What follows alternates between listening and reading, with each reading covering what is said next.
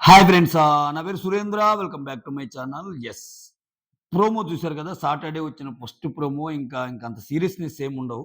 కాపోతే నిఖిల్‌కి, గౌతమ్‌కి ఇద్దరికీ క్లాస్ పడినట్టు తెలుస్తుంది. సో, నెక్స్ట్ నబీల్‌కి, ప్రేరణకి లైట్‌గా కూడా క్లాస్ పడినట్టు తెలుస్తుంది. ఇంకా రోహిణికి, విష్ణుకి క్లాస్ పడదు. ఎందుకంటే కొంచెం ముందో, వెనకో ఇద్దరు ఎళ్ళిపోయేవాళ్ళు. సాటర్‌డే ఎపిసోడ్‌లో రోహిణి, సండే ఎపిసోడ్‌లో విష్ణు ఎళ్తది కాబట్టి వెళ్ళేటప్పుడు ఇంక క్లాసులేమి ఉండవుగా. ఇది మామూలుగా. సో, మొత్తానికి ప్రోమో చూస్తే నబీల్‌కి ఏదైనా హింట్ ఇచ్చాడా నాగార్జున సార్ అనిపించింది నాకు. ఏంటి అసలు మొత్తానికి ఆ 15,00,000 గురించి ఎందుకెత్తాడు? ఏంటి ఫినాలేలో ఏమన్నా ఆఫర్ చేస్తే తీసుకోమనా? వద్దనా? గజిబిజి చేసేసారు నబీల్‌ని. సో, చూద్దాం. దాని గురించి వచ్చినప్పుడు మాట్లాడదాం. స్టార్టింగ్ మీకు రిగ్రెట్ ఉన్న వీక్ ఏదనిపించింది అని హౌస్‌మేట్స్‌ని అడుగుతాడు నాగ్ సార్. సో, ఒక్కొక్కరు ఒక్కో వీక్ చెప్పాలి. ఆల్రెడీ అక్కడ 10వ వీక్ పెట్టినట్టున్నారు రోహిణి. ఇంకొకరు ఇంకో వీక్ పెట్టారు. మొత్తానికి మనకి ప్రేరణ నరకం చూపిస్తాడు. గైస్ దానికంటే ముందు ప్లీజ్ వీడియోస్ నచ్చుతుంటే లైక్ చేయండి. లైక్ మాత్రమే వీడియోస్‌ని ముందుకు తీసుకెళ్ళగలవు. యెస్. ప్రేరణని అడుగుతాడు. సో, నీకు రిగ్రెట్ అనిపించిన వీక్ ఏంటంటే నాకు 11థ్ వీక్ సార్. ఎందుకంటే నేను మెగా చీఫ్‌గా ఉన్న వీకు చాలా ఆహ్, మెగా చీఫ్‌గా ఉన్నప్పుడు ఇంకొంచెం బాగా చేసుండాల్సింది. ఓకే. చాలా సైలెంట్‌గా మెగా చీఫ్‌గా ఉన్నప్పుడు చాలా కూల్‌గా చేద్దామనుకున్నాను. బట్ అలా చేయలేకపోయాను. కొంచెం వేరేగా పోయింది. దాని నుంచి ఆ వీక్ మాత్రం నాకు రిగ్రెట్ అవుతున్నాను. ఆ వీక్‌లో అలా చేయకుండా ఉండాల్సింది అన్నట్టు ప్రేరణ చెప్పింది. సరే, ఈ వారం సంచాలకుగా నువ్వు తీసుకున్న డెసిషన్స్ కరెక్టేనా? నీ పెర్ఫార్మన్స్ సంచాలకుగా బాగుందనుకున్నావు అంటే, బానే ఉందన్నట్టు అంటది. అంటే సో, ఫస్ట్ టాస్క్ ఒకటి టై అంటది గదా!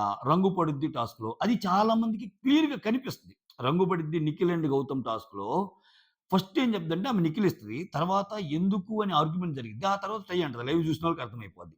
టై అన్నాక బిగ్ బాస్ ఎంటర్ అయిపోయి లేదు లేదు నువ్వు ఒక్కరి పేరే చెప్పాలన్నప్పుడు అప్పుడేమంటదామె? ఒక్కరి పేరే చెప్పాలన్నప్పుడు నిఖిల్ పేరు చెప్తది. సో, ఇక్కడ నాకు సార్ దాన్ని పాయింట్ ఔట్ చేస్తున్నాడు.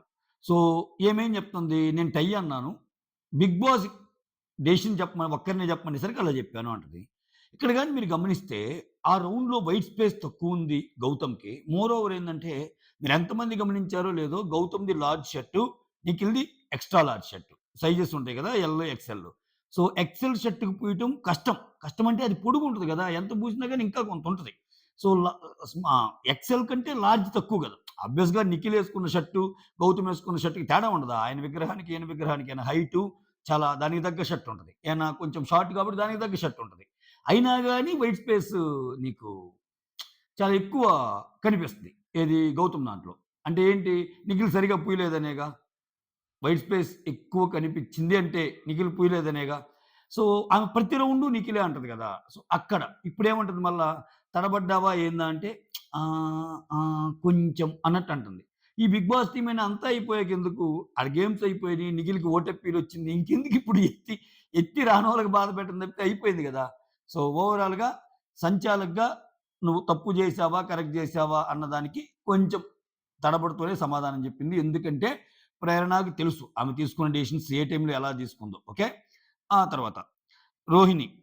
రోహిణినడిగితే నిఖిల్ తీసుకున్న డెసిషన్స్ కరెక్ట్ అనుకుంటున్నావా? కరెక్ట్ అనుకుంటున్నా కరెక్టేనా అని అన్నప్పుడు రోహిణిని అడుగుతారు. నిఖిల్ గురించి అడిగితే సో, ఈజ్ ఇట్ రైట్ అని అడిగితే రోహిణి ఏమంటదంటే ఆహ్, వెరీ ఈజీ ఆర్గ్యుమెంట్సా?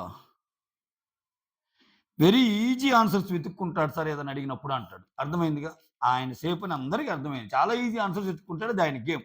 సో, ఇక్కడ ఏ పాయింట్ ఆఫ్ వ్యూలో అడిగాడు, ఏ వీకు, దేనికి సంబంధించిన డెసిషన్ అనేది మనం ఎపిసోడ్ కోసం వెయిట్ చేయాల్సిందే.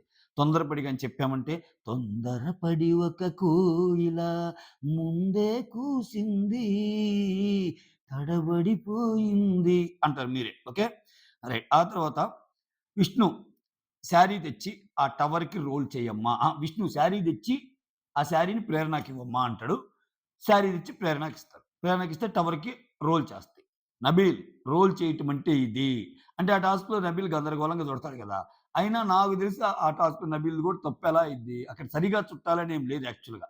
ఒకవేళ నబీల్‌దే కరెక్ట్ అనుకుంటే అట్లా కూడా చెప్పొచ్చు స్క్రీన్ ప్లే. సరే చుట్టటం అంటే సరిగ్గా చుట్టాలని రాయాలా? సరిగ్గా చుడితేనే కదా! అని మెజారిటీ ఆఫ్ ది అనుకున్నారనుకో అప్పుడు తప్పయిద్ది నబీల్‌ది. సో, చుట్టటము అన్నాడంటే సరిగ్గా చుట్టమనే మీనింగు అని అర్థం వచ్చేలా చెప్తాడు. అది సరిగ్గా చుట్టం అంటే ప్రేరణను ఎగ్జాంపుల్‌గా చూపిస్తాడు. ప్రేరణ బాగా చుట్టింది అని. ఓకేనా? ఆ తర్వాత నబీల్‌కి ఇంక క్లాస్ పీకుతాడు. నబీల్ ఈ తిత్తర పనులు ఎప్పుడు తగ్గించుకుంటావు నువ్వు? తిత్తరగా బిహేవ్ చేస్తున్నావు. ఓకే. నువ్వు చెక్ మీద 15,00,000 రాసావు. 15,00,000 రాసాక దాన్ని మళ్ళా షెడర్‌లో ఏసావు. ఏంటి దాని meaning? Do you want to win or not? అంటే yes I want to win sir అన్నాడంటే. అప్పుడు ఒక డైలాగ్ అంటాడు. నేను ఫస్ట్‌లో చెప్పిన డైలాగ్ ఇదే. ఆహ్, నబీల్ గురించి ఏమన్నా మానిప్యులేట్ చేస్తున్నారా నబీల్ అని. ఇక్కడేమంటాడు నబీల్‌ని, ఐ వాంటెడ్ టు విన్ అంటే ప్రతి విన్ అవ్వాలనుకున్నోళ్ళందరూ ఇక్కడ దీనికి రీజన్ ఏం చెప్తా అంటే ఫస్ట్ 15,00,000 రాశాను సార్. తర్వాత కొంచెం సెల్ఫిష్‌గా ఆలోచిస్తున్నానేమో అనుకోని షట్టర్‌లో ఏసాను సార్ అన్నట్టు అంటాడు. సో, ఇక్కడేమంటాడంటే ప్రపంచంలో విన్నర్స్ అందరూ సెల్ఫిష్ అనుకోని ఆట సరిగా ఆడకపోతే యాజ్ ఇట్ ఈజ్ డైలాగ్ నేను చెప్తుంది. ప్రపంచంలోని విన్నర్స్ అందరూ సెల్ఫిష్ అనుకోని ఆట సరిగా ఆడకపోతే ఇంకా విన్నర్స్ ఎలా అవుతారు అన్నట్టు అంటాడు. They will never be winner అంటాడు.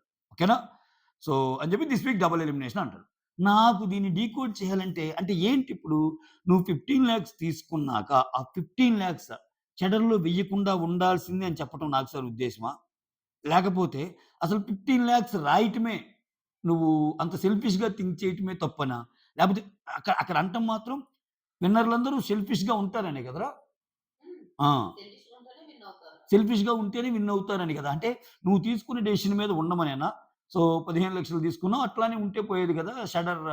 షెడర్‌లో ఎందుకేసావు? అంటే లేకపోతే నెక్స్ట్ వచ్చేసి ఉద్యోగం అంటే ఏంటి దాని మీనింగ్ సూట్‌కేస్ తీసుకోమనా నెక్స్ట్ ఒకవేళ 15,00,000 వస్తే సూట్‌కేస్ తీసుకోమనా? అని ఒకసారి అనిపించింది నాకు. ఇంకోసారేమో ఇది విన్నర్ గది గదా!